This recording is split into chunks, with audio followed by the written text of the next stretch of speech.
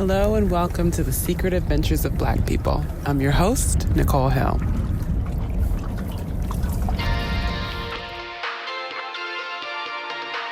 Every black person is born with a set of black cards. They're visible to all, but understood by few.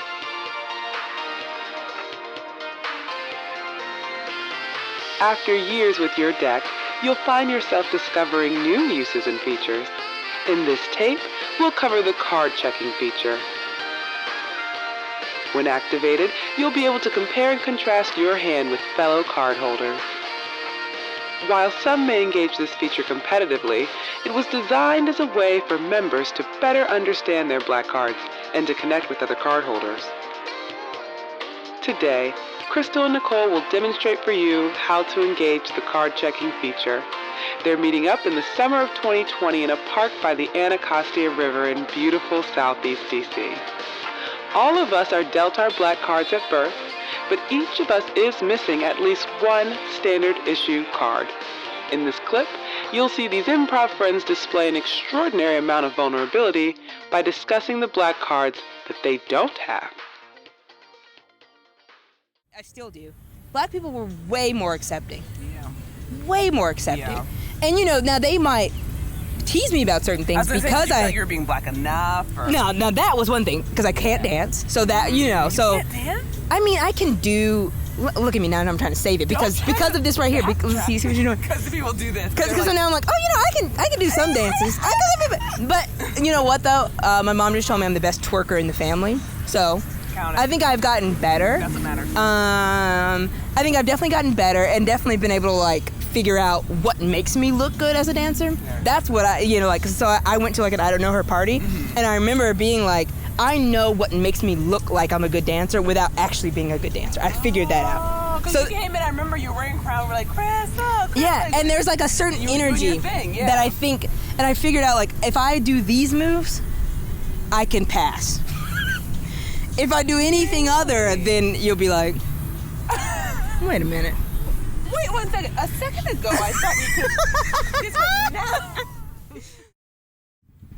My mom always makes fun of us, even when they would bring us to family parties, and all my cousins would be doing the twerk dances, and me and Courtney were just throwing our hands up in the air and jumping around, doing regular kid dances, We're just be like little octopuses.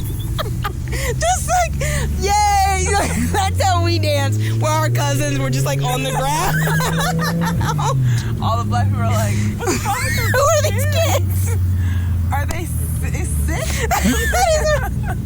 We just look like we're having fun, and that's always been my thing. I also look like I'm having fun. Yeah. And then white people always thought I could dance, and that was always funny to me because I knew. Yes, I had to teach people how to do the crank that, but I could learn that and make it look good. But anybody that could actually dance would be like, she's teaching you how to dance. Exactly. Is that what you're exactly. For their next round, they'll be checking their respective black parent cards. The black parent card has some similarities across decks. It comes with a high degree of suspicion, a lack of interest in what other parents are letting their kids do, and a strong sense of identity as, quote, not one of their children's little friends. Were you allowed to spend the night at friends' houses? My dad did not love that. So okay. I don't think I did it black people's houses. Okay. But not, it was very sparing. Okay, they were real weird about it. Yeah, I was not either. Ever? None? No, cousins. Yeah. But growing up, I never was allowed to spend the night at people's houses. I was just wondering if that's a universal thing. Yeah. It was definitely I need to talk to their parents. I need to know if there are boys in the house. I need to know this. I need to know that. I've done a full FBI background, and I don't like them, so no. Yeah. But I never understood him and be like, why can't? But if there was ever, I knew not to even ask if everyone was doing we're doing a sleepover and absolutely. That is so me. I just said my mom was telling me that one of her coworkers' daughters or granddaughters was going to the beach for the third time. She's 16. And I was like, Mom, do you know I would have never even asked you to go to the beach at 15, 16? I never... Kids would have talked about it, and I would have been like, yeah, I can't go. Yeah, and I'm not even gonna... do you want to ask them? No, I no, but can't go. I don't want I wouldn't have even thought to ask or write a letter about that. No, my parents were. I remember. Is there more of that? Or is there more? Oh, just enough. Thank you. You're welcome. Oh, wait, no, you can have more. You're still drinking? Yeah. I do think that it is kind of black, though, to be like, I'm not gonna let my kids. I was talking to a group of white people about this. I thought it was perfectly normal, where I was like, no, we couldn't like do a lot of. I don't know what we were talking about. I think that people couldn't take us home, like random people couldn't take us home, and they're like, wait a minute. So like, if your neighbor was picking everybody up and dropping them off, you wouldn't get in the car. I was like, did they clear it with my mom? Yeah. Why would I just get in a car? I can't just get in people's cars. And they were like, oh, and this is, they made a joke, and they were like, oh, like they were saying my neighbor really wanted to help out the family and the neighborhood kids, so he got a van. Some 20-something-year-old dude with no kids and no wife got a van and just started like shuttling the kids back and forth. And I was like, and your parents didn't think that was strange? Never. A 20-something-year-old, is he... No like, kids? No, why is he doing that? They're never going to let me do that. I wouldn't even... I, as a child, would know not to ask them. No, I would... yeah. Yeah, we are discerning... No. Yeah, that's going to be a hard pass. Do you want to get killed by my parents? I don't want you to die. I'm really thinking about you. Yeah. You don't need to die over this. You're never going to stand hurt interrogation. I can't imagine me even bringing that up to my parents. Hey, Jimmy bought a van and he shuttles kids around. Can I get in it? Like, honestly, you're telling it to me now, and I'm like, I wouldn't get in that car now. It'd be like all these 6-year-olds getting in the car, and I'm like, I'm not getting in that car. I don't trust this guy. Good luck, kid. Black ones, get out. You already know. Get out. What are you guys doing? The next card is a recent addition. It's the Are You Good card. The way you engage it is by simply having one user share honestly the ways in which they are actually not good. It's really scary, just like how difficult it is to conceptualize the black woman. Like, okay, so with my job, with having been laid off, everyone's like, I'm sorry, but you'll be fine. And I was like, no, I'm really sad. Yeah. I cared about this job and then I lost it. And it's like, oh, yeah, but like, you're gonna be okay. And I said, well, I currently don't believe that. So yeah, and I don't see that. I mean, sure, if you're talking years down the road, okay, right. But I'm talking about right now and how I'm gonna get through this time. What is that? It is like becomes, especially right now, because it's like the whole world's not okay, but it feels like me also not being. It's just, it feels like a little bit because I haven't ever presented as somebody who needs help, but also it does feel like a little bit like, can you conceptualize a black woman like not being okay? I don't know. I don't know that anyone can. I don't have a ton of examples in my mind of black women who were like, hey, I'm not okay. But I don't know. I know that there are plenty. I've definitely seen it, but I don't have a ton of examples of like, I guess celebrity culture, like in a big way. Michelle Obama's like, I think, trying to lead the way with that more, and Beyonce like is trying to I mean, Michelle Obama saying she's been dealing with depression. Yeah, but it's because it comes in the shell of like empowerment. I think people like hear her say, oh, you've been dealing with depression, guide me through it. Like, it's not like, oh, I'm sorry, you're hurt. It's like, but you're a powerful black woman. Like, of course you're gonna I think it's having that same effect where it's like, she's been dealing with depression, but look. Yeah. People aren't. And I heard someone the other day just say how that same idea is the reason why so many black women die during childbirth. Is that idea of not listening to them. I don't know if you've actually gone through the Serena Williams story where she talks about like saying, I know what this is. I can't remember what she's had, but something, whatever it was that was going on, she had this experience before. Wow. And she said, I know what this feeling is. This is this. And they were like, doesn't look like it. And whatever it was, if she would have given birth during that, or she would have died. Oh my God. Her husband finally was like yelling at everyone to run a body scan, and they're like, oh my God. how cool you have this thing. And she was like, that's exactly what I said. Mm-hmm. And I think it was some type of blood clot, and it was like... Yeah, I do remember the blood clot. And it's just like that, the idea of not listening, but the idea of that you're probably not in that much pain. Yeah, yes. Especially like you're not in that much pain. So... It's really scary. Yeah, it's terrifying. I don't know. I also don't know, like, how does that change? Like, what, where does that... Where do we fight against that? Yeah.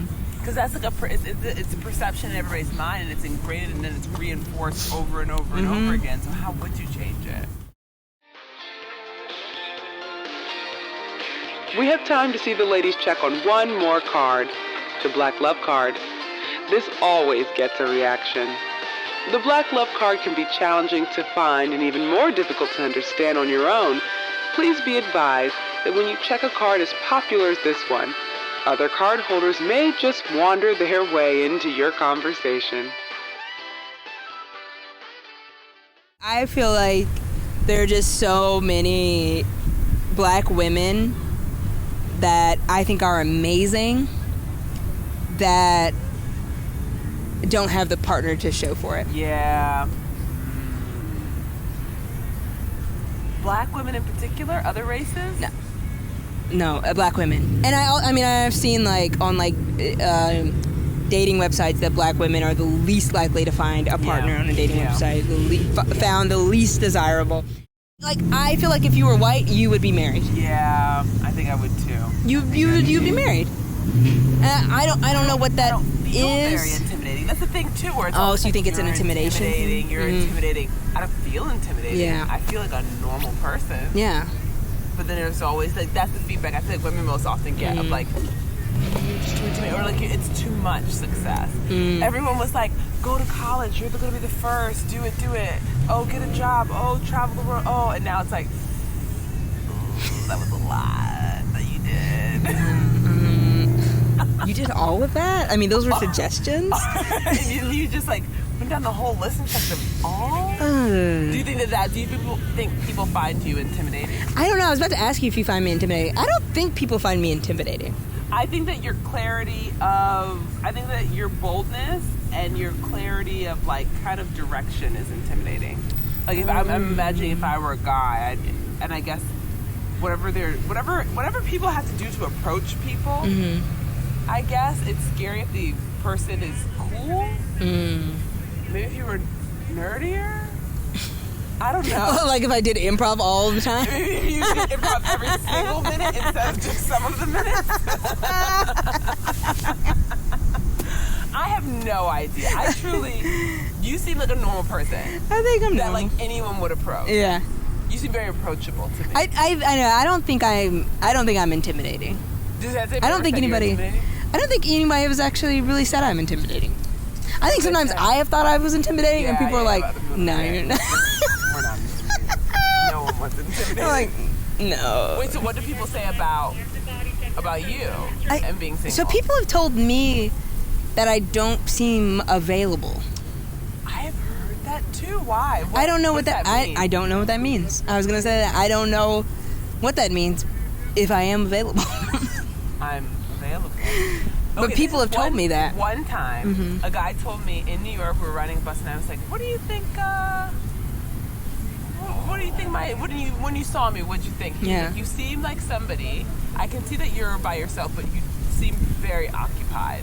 It felt like talking to you was interrupting something. And I could see you having something similar. Yeah. Is that occupied? I know, but people want you to be unoccupied. Yeah. Well, they want you to be completely available to them? Yeah. And you gotta make a texting lot of every few contact. seconds. I like eye contact though. No, Am I making eye contact with you? Oh, because I love eye contact. Because I actually notice when other people aren't making it, because I feel like I'm constantly looking.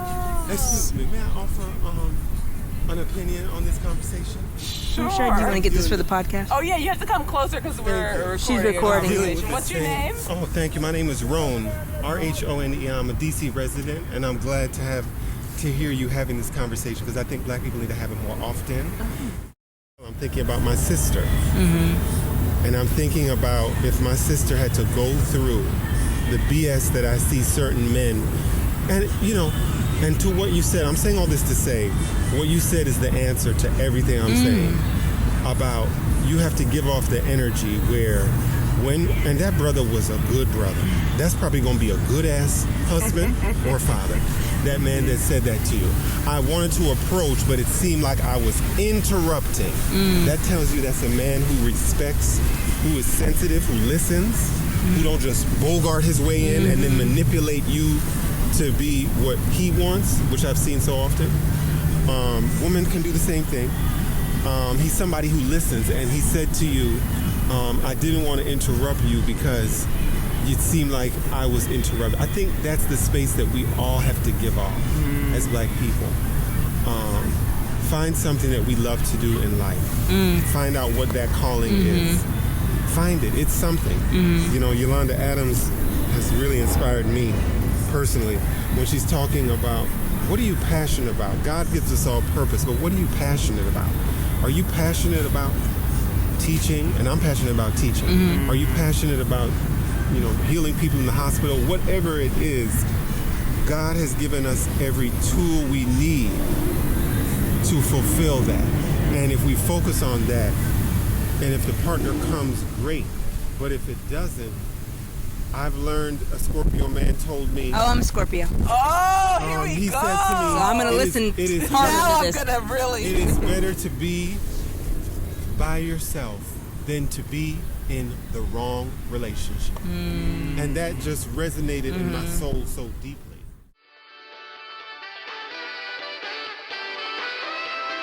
Hopefully this tape has helped you to better understand the mystery and the magic contained within your black cards.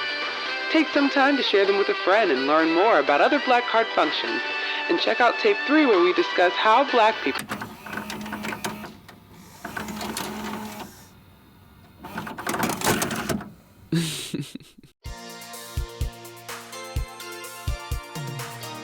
Thank you for listening to The Secret Adventures of Black People. I'm Nicole Hill, host and producer. And if you'd like to learn more about the show, listen to past episodes, drop me a line, you can visit thesecretadventuresofblackpeople.com. My conversation with Crystal was so fun, and we actually got into a few other topics that I would have loved to include, but I can't have these episodes going on and on and on, you know. But over on Patreon, I'm able to share clips that were cut for time, re-listen to old episodes, and add in a little bit of commentary and behind-the-scenes anecdotes. I release some episodes early. It's a whole party over there. So if you're interested, you can go to thesecretadventuresofblackpeople.com and learn more about how to become a patron. Today, I'd like to ask you to support the Black adventurers over at the Mental Wellness Collective. This group is designed specifically to meet the needs of Black women and women of color, and it's meant to be a safe space where women learn new ways to breathe by using tools and getting support to resolve issues, build confidence, and change negative thought patterns. If you want to learn more about them and how you can get involved, you can visit the show notes where I'll include a link, or go to mentalwellnesscollective.com. Thank you, as always, for checking in. Come back soon for more stories of Black folks holding it down across space and time.